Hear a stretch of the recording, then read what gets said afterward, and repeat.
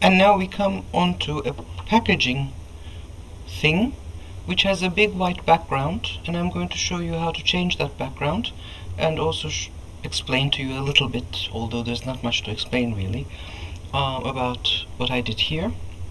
So if we go back to the beginning, this is the one. So it's actually right here. Sorry about that little YouTube interface. It's this one here. So I took that one and opened it, obviously, and then I went through a whole bunch of stuff. I found these packaging stickers, which you can actually find right here, and I'm going to give you that link in the description of the video. So I decided that I wanted to use some of these on the package. So here they are. That's the first thing that I did. I wondered whether I should keep this postage label or not, but then I decided not to. I added one of the cats. I added this one right here. Let's see, it made it bigger, made it a little bit smaller, and then let's see.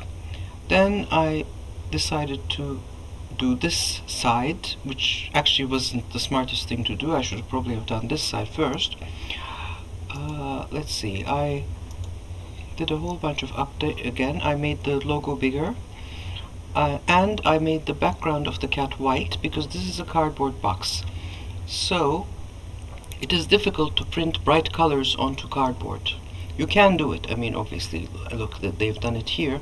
However, it is usually better to stick to white or black or gray or colors like that, because the cardboard will still come through and it'll affect the colors. It'll muddy them up. And you can print white with a special technique. It's a bit expensive, but companies do it. Then I took whatever was here in this PSP and I pasted it right in here. Then I brought it here.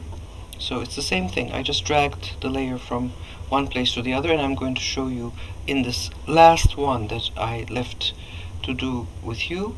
I'm going to show you how I did that. Then I adjusted this, because what I found out while I was doing this is that every box has a different format.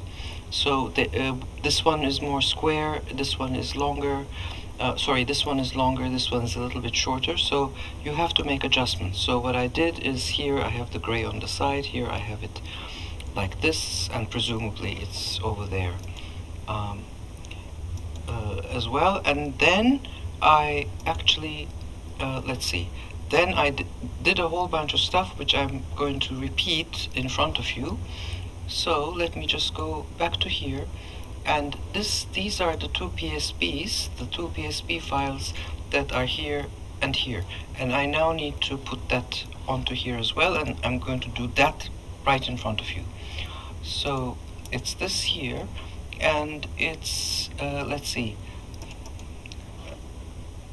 sorry, this is not the right one. It's this here. So it has this thing here. Now let's just tile everything vertically. One of them we can close. I just need this one here. And I put everything in a group. Okay, so that I could just drag it very easily. And now I'm just going to drag it over here. So this I can actually close now. I can close this. So this, and let me just drag this over here so that we can actually see what's happening. So I'm going to scale this up and scale it up even some more, I think, because the configuration of the cat and the these boxes change from side to side. So I'm thinking that I'm just going to have it like this here. So voila, there it is. So now we have the three boxes. Each one of them has a slightly different configuration because of the size of the box. It's very obvious that this box is a much longer, narrower box than these, and presumably these two have different proportions as well. So, and also obviously what I did with the labels is I just closed the background, and then I just selected them one by one and copy pasted them onto there, and here they are. I didn't change the color or anything like that. Okay, so now let's close this, and now let's actually get to the background, because now the thing here with the background is that all of these labels and things are actually stuck onto the image, and I can't really do anything with the image. There's no separate background, but I do want to change this because I don't want to have this bright white background. So what I'm going to do is I'm going to go to the magic wand tool right here, tolerance 32, anti-alias, contiguous. What contiguous means is that it'll only select in adjoining areas. So I'm going to click. But now what's happening is that because there are slight shadows here, as you can see, and also this area here, I need to clean this up a bit. Now this has selected the white background here. I'm going to do select inverse so that it's now selecting the boxes, and then I'm going to go in and just add. I'm going to hold down the shift key. When I hold down the shift key, you see that little plus coming up, which means that it's going to add to the selection. Just do this. So now it's added. But now this part here I need to subtract actually. So I press the Alt key, and then I get the minus, as you can see, and then I just go like so. Now when I press the Control key, it'll just snap again. Press the Alt key, go here, in here. I'm going to go in closer and clean that up in a little bit. So now let's zoom in and let's see what happened here. So here I am also just going to go in and clean up this part, and now I'm going to make a new layer on top of this one and just put like a medium gray. Oops, oops, oops, oops. I forgot to select the inverse. So now let's just close these. Does this look clean enough? Sure does. However, oops, I don't want it to just be a flat gray.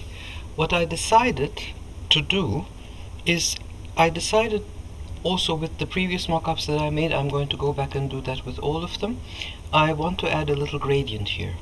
I want to give this a little bit of volume.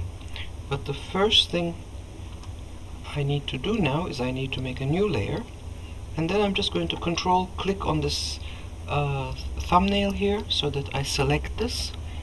Then I'm just going to make this white, go to the gradient tool, and I'm going to select this one right here, which is the reflected gradient. So this is linear, this is radial, this is the diamond, and this is the reflected gradient. And so I'm on a new layer, and I'm just going to hold down the shift key and just add a bit of white. Now I'm going to go back here, and I want to make this a little bit darker, like so.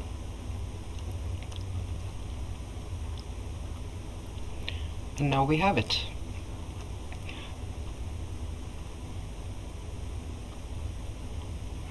Okay, so that was it. That was what I wanted to show you. Instead of that white nondescript background, I wanted to have a gradient like this. I think I'm going to actually make this even a little bit darker. Might look even nicer. Now obviously what happened is that I lost the shadow here, and it might be a good idea to actually bring that back. So I'm just going to Control click again to select the background. Then I'm going to go inverse and make a new layer, and I'm just going to fill that with black, but then I'm going to make the fill 0. Now it's disappeared, and if you want to find out more about that, you have to go back to the first Photoshop tricks tutorial where I talk about fill and opacity and the difference of that. Now I go to layer style, drop shadow, and let's give it an angle like this, and let's lower the spread, let's increase the size, let's increase the opacity, or rather decrease the transparency, increase the angle a bit, maybe decrease the opacity a bit, and increase the distance a bit, not the angle, sorry, I didn't say that right. And now we have the shadow. I think we do need to increase the size and probably put the spread down to 0 so that it looks natural, and probably also make this angle come up a bit so that the shadow falls more correctly. And there we are. So now we also have the shadow of the boxes.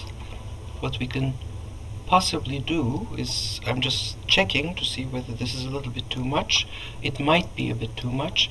Now the opacity will also increase the drop shadow, so the fill gets rid of whatever is on the layer and only shows us the layer style effect. The opacity will also decrease the layer style effect. So if I decrease this a little bit, then the drop shadow is also going to decrease. I mean, it can go away completely if I make this 0. So I'm just going to bring it down to something like 80, because I don't want it to become overwhelming. And so here we are.